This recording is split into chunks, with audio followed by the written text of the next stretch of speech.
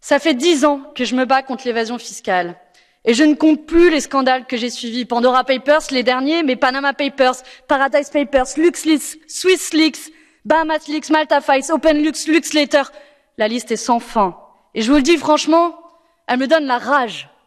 La rage qu'une poignée de privilégiés continue de nous voler sous nos yeux. La rage que rien ne soit fait, alors que ça fait 10 ans que l'on répète dans le vide les mêmes solutions. Et vous savez quel est le point commun entre toutes ces affaires? Quasiment aucun des États impliqués ne se trouve sur votre liste noire de paradis fiscaux qui a pourtant été actualisée hier.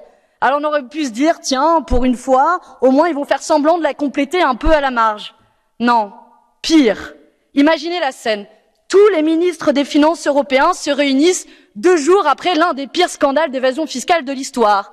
Et ils ne trouvent rien de mieux à faire que de retirer 3 États de cette liste déjà quasi vide, dont les Seychelles qui sont pourtant au cœur des Pandora Papers. Franchement, comment osez-vous après ça venir ici au Parlement européen défendre cette liste noire qui est en fait une carte blanche à l'évasion fiscale?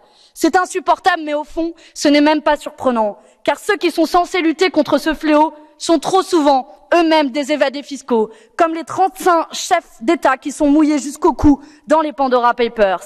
Mais je ne me résigne pas, et je vous le dis clairement, en citant une chanteuse elle aussi épinglée dans les Pandora Papers.